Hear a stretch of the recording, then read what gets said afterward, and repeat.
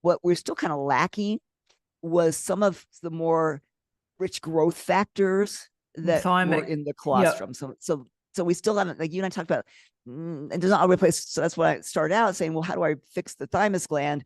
I can use bioregulators or thymus alpha 1, which is very difficult to get anymore. Yeah, can't get much and now. So how do I fix the thymic problem? So what we found is that actually you could isolate out of colostrum as well some of these things like proline rich peptide, which is a peptide that's really involved in thymic regulation. So PRP, or proline rich peptide, is an immune modulating peptide found in the thymus gland. And then IGF-1, so insulin like growth factor 1, those of you who know, that's basically when pituitary produces growth hormone, it stimulates the liver to produce IGF-1. Well, IGF-1, a lot of you guys know it in the sort of sports world for repair. I use it a lot, can't get it now very easily, but for repairing tissue, bodybuilders will use it, inject it into muscles to grow muscles. So it's really important for tissue repair and rejuvenation, not a thymic peptide, but a pituitary hormone that tells the insulin-like growth factor, which is a peptide, be produced by the liver. Believe it or not, this components inside the colostrum actually contain IGF-1, because one of the other things that these babies need, these, whether growth it's baby factors or baby humans, they need growth factors, right? So that's in there. And then something called transforming growth factor. So transforming growth factor is another immune enhancer. It also acts interesting as a prebiotic. So transforming growth factor is a really important prebiotic. So now we've got a prebiotic. We have another thymic, immune modulating peptide in there, and it's also been really shown for brain function. So transforming growth factor, when it's elevated, appears to have a very neuroprotective effect as well. And then lastly, something called TGF alpha 2 or A2. There's a bunch of TGF, some good, some bad, but this A2 is a nucleotide that improves stamina and anti-aging. So these are all peptides that are inside of colostrum.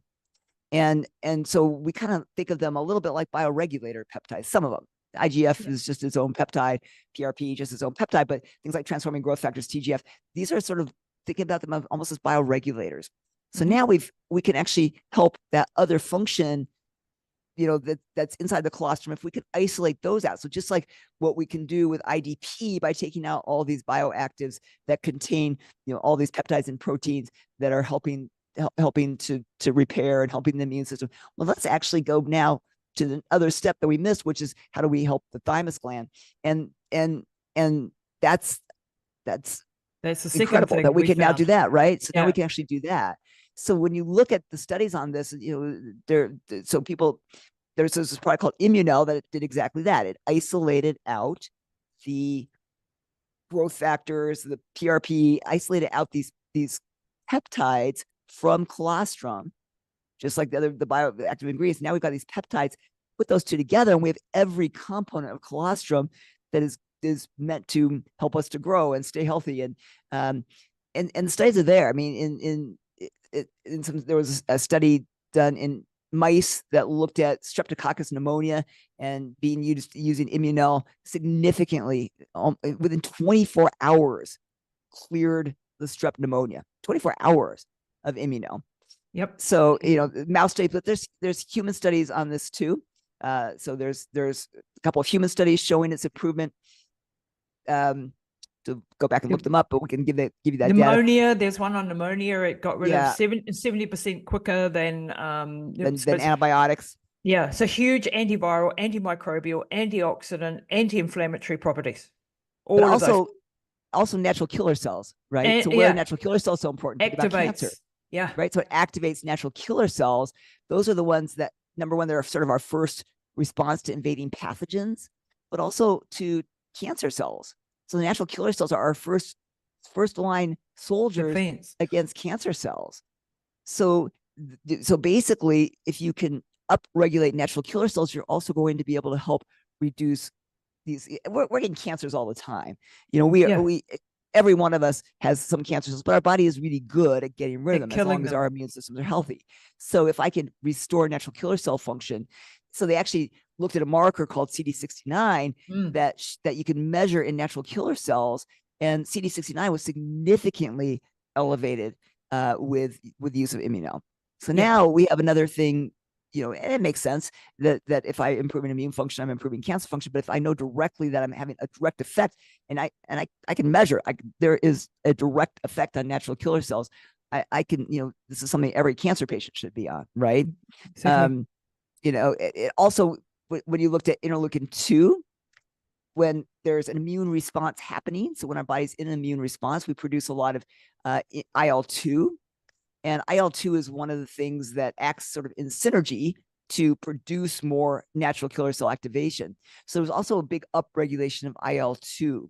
And that IL-2 is an indication that we are appropriately responding to these pathogens and to these cancer cells. So I think that IL-7 was another one, I think. And IL-7, right, which is, and so I think that we have markers here that we know we're on track with doing something really important with these. I think that the other kind of cool thing about adding the immunol in, we sort of talked about some of these things affect on as an anti-inflammatory agent.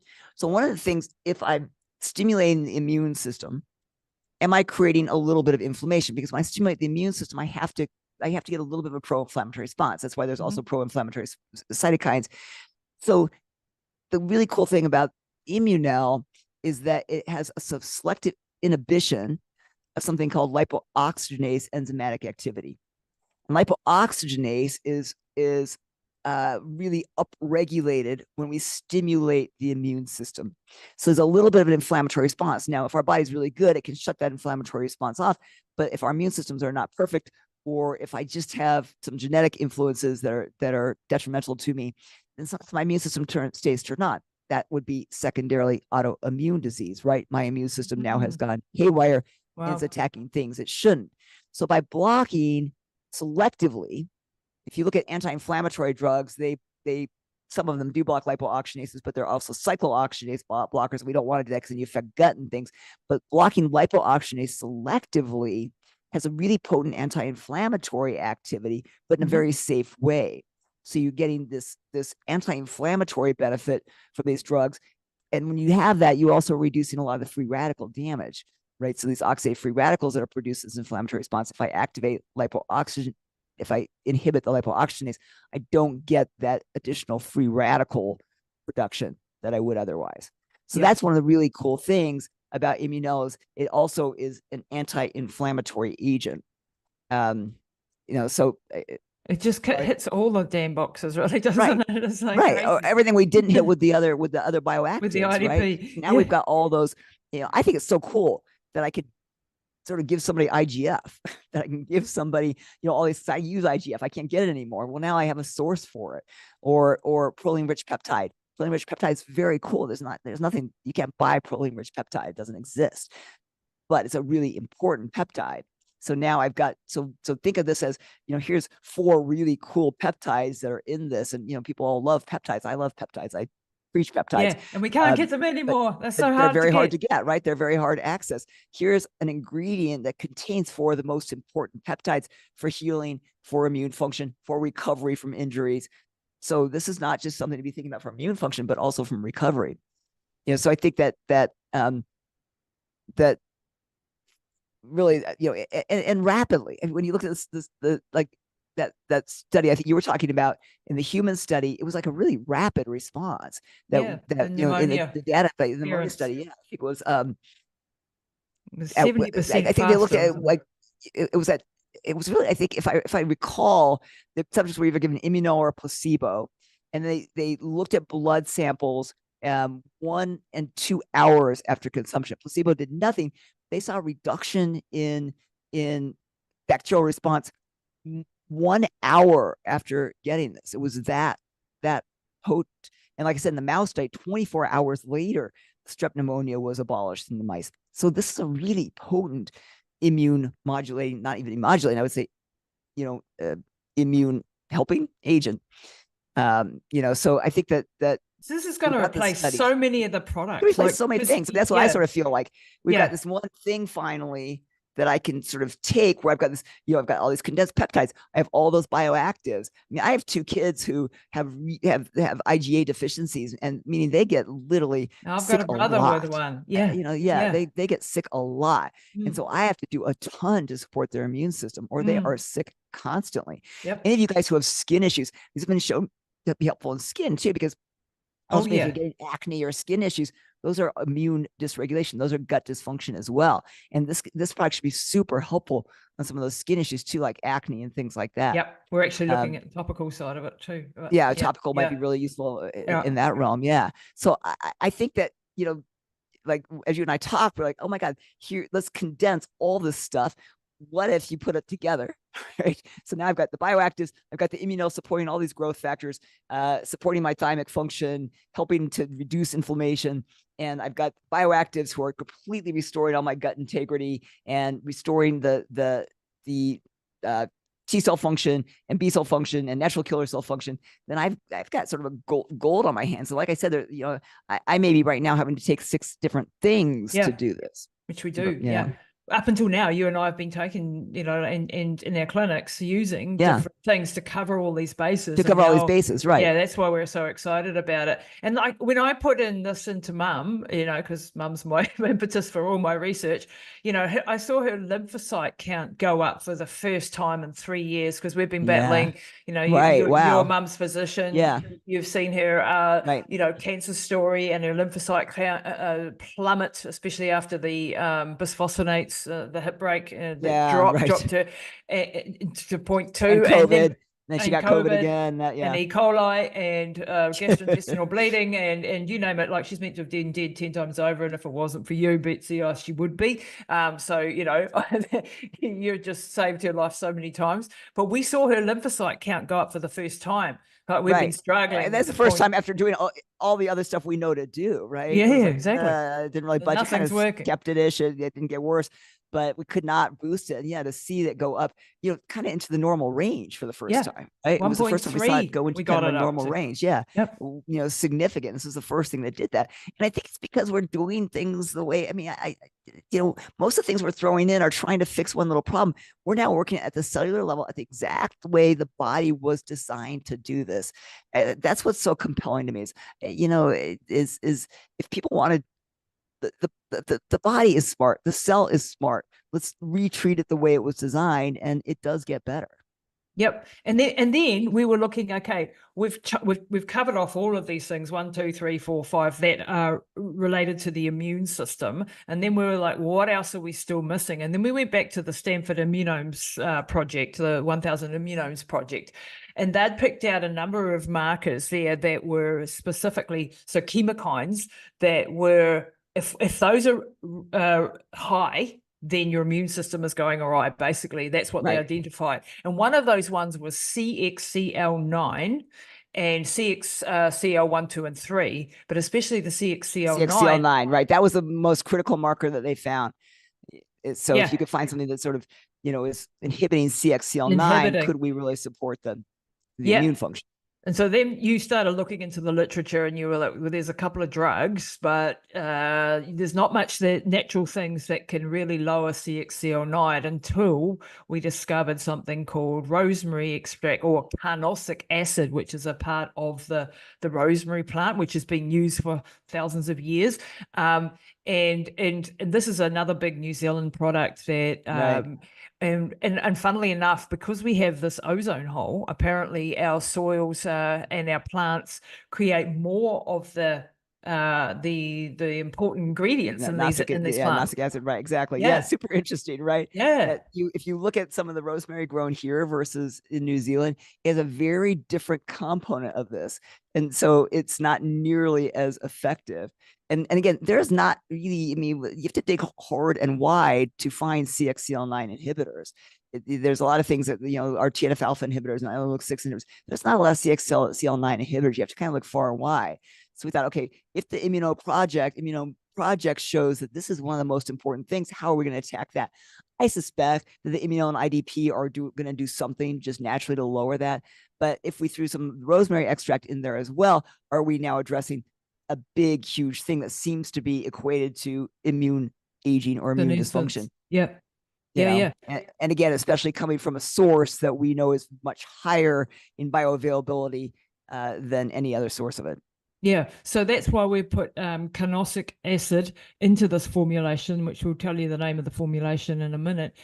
So that was the third ingredient that we looked at. And then we went, okay, so we've covered off now every damn thing. What are we still missing?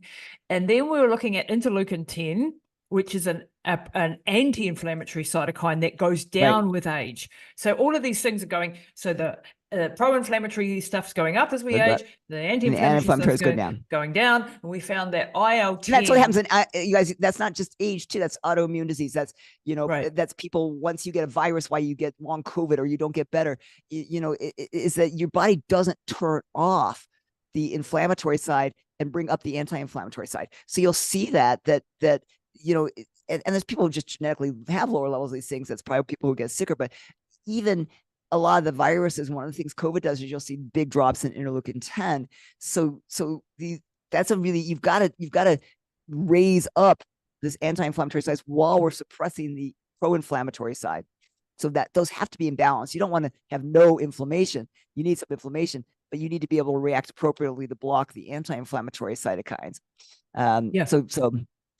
So that's we where we came started up searching with, on that. so searching on that, and then we were also looking at NF kappa B, which is sort of like at the top of the cascade of the cytokine tree, if you like, that affects a lot of the other cytokines down, and it sort of works on a more at a genetic level. And we came across Kawakawa, which is like, I'm of Maori descent. I'm a New Zealander. I'm from Maori descent. My dad was Maori, and traditionally our people have used Kawakawa for hundreds of years as a medicinal plant. It's a taonga. It's known in our language as a treasure.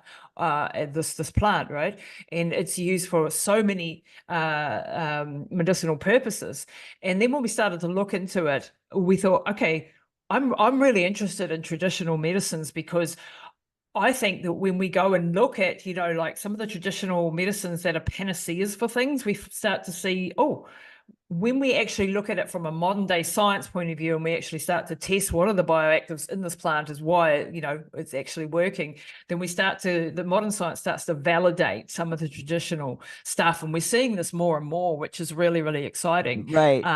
These didn't just come into existence out of somebody, it took a lot of years of people figuring this out, like the old witch doctors. They didn't just, these things actually had to work, that, because they tried them on people, either you died or you got better, and so they basically, they went right through the experimental stage. They didn't have to bypass all the safety stages. They basically just went through the experimental stages of this. I want to clarify, because I didn't know much about Kawakawa, and don't you guys here in the US, you're going to think it's Kawakawa because we use a lot of kava here. No, it's not Kawakawa. So Kawakawa is a very different entity. K-A-W-A. Like K-A-W, and it's not available here. It's a strictly New Zealand and very specific. You have to only get it right from, and it has to be like harvested at some specific time. The specific time of the month. So at full moon, it's harvested. And, when we dive into the folklore of that as to why they did it, and they believe that the extracts were more powerful, and science is starting to look at that now as not being completely woo-woo. Right, it's not hogwash. There's something to that, right? Yeah. And I think they need more studies on that, but it's an interesting story that the place where we get our kawakawa is only harvested at full moon, and apparently it affects the water levels in the plant, and therefore the extracts in somehow some way. Right, they truly found it to be a more effective extract when it's done this way. Yeah. So it's cool. I mean, I have a son who's very much a philosopher, and and there is something to these energies that are around us, and that they do, those are important. And I think that this is one of the, I love this, because it's a cool maybe story. It's a little too woo for some of the science side. There is something to that. The science can only explain so much, and there's beyond that. And I think that when you look at some of these very interesting things, that this sort of spiritual aspect of things sometimes does play a role. So I think we sort of even covered that base with this, that we're pulling something that's well, I like the ancient traditions, because the ancient tradition of stuff. Yeah, these again, guys. My dad used to use this all the time when we were kids. And I make a tea out of it every day out of my garden, and in looking at the whole full moon thing, I mean, if you think the effect it has on the tides, I live 2 minutes from the Right. beach, and it's massive. You're like, so why Right, would right, you right. know, So of course, water maybe is going to be, yeah, you're going to have more water and things, right? Yeah. yeah. So So I'm who sure knows? the scientific explanations We'll to the catch up. spiritual aspect, but It'll catch up one day.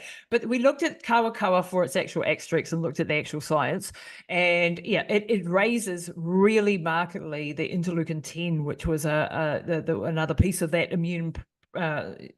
So it lowered, and its big effect on nuclear factor kappa beta too was huge. And that the NFKB, because you guys, if you look at that cascade of cytokines, NFKB is up here, cytokines are all down here. If you block NFKB, you're sort of regulating all the cytokines across the board. So now we've addressed, so we already talked about, okay, now we've got gut integrity and gut health, and we've got thymic health by all these thymic peptides that we put in there. And now we have, let's get rid of these inflammatory cytokines and upregulate the anti-inflammatory cytokines. And now we have sort of the perfect thing to keep you healthy. And if I can truly state that the immune system is at the root of all those other things that you guys are doing, it should fix a lot of things underneath, as opposed to addressing all the things underneath and then hoping the immune system gets better.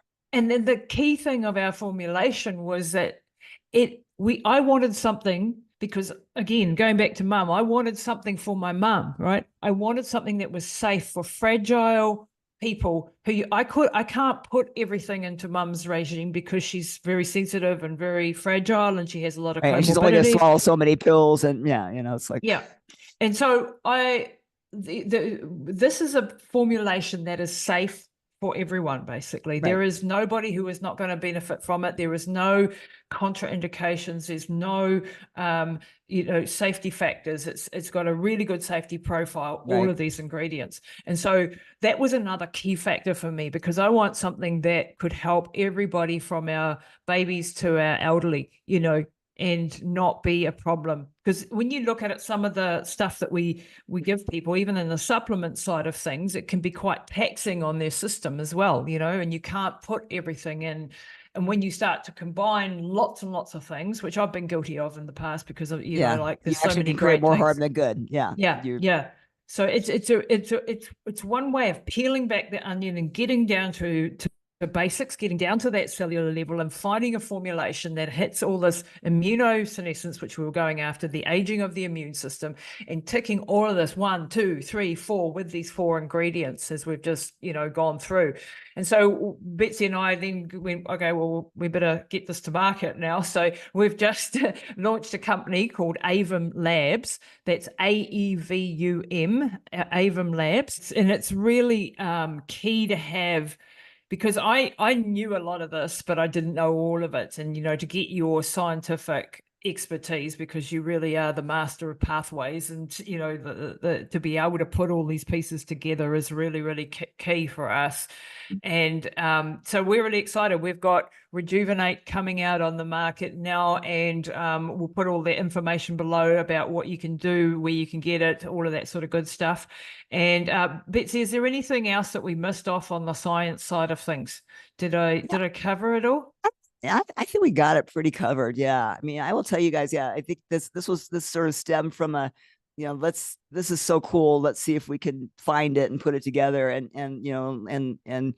kudos to Lisa and her team for successfully doing that. And I sort of sat in the background and did the research, but this is going to be, I'm super excited, because, number one, I, from even a selfish perspective, I have an autoimmune disease. I've got 2 kids who have immune problems. I've got 5 kids, and 2 of them are sick constantly unless I do something really supportive to them. So from a selfish perspective, but also from my patient's perspective. And that's the nice thing is, I always consider, my clinic, my Boulder Longevity Institute clinic, is my laboratory.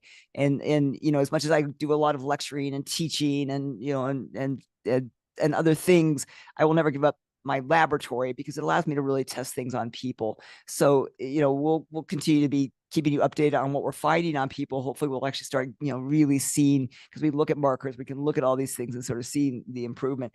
Right now we sort of have the N of 1 with Lisa's mom, but we know that, we know that colostrum's a good product. There's a lot of data. Well, if we made colostrum super powered, which is what we've done, there's no doubt in my mind it's going to be amazing. Yeah, absolutely. And I use a lot of colostrum right now in my patients, and they will all be, I can tell you guys, all be switched over to this. Switching over for sure. Betsy, thank you so much for your time today. Yeah, This thanks, has been a fabulous ride. I hope we didn't lose everybody in the science. Listen to it a couple of times over, because when we start rabbiting on, we do get carried away a little bit, but I think we nailed it. So thanks for your time today, Betsy. Yeah. Bye, guys. Thanks so much for watching, and we hope you enjoyed this video. Please like, comment, hit the notification bell and subscribe. And of course, share it with just one person who you think could really benefit from this content. Click here to watch last week's episode, and click here for my website, and click here to watch a video you may not have seen yet.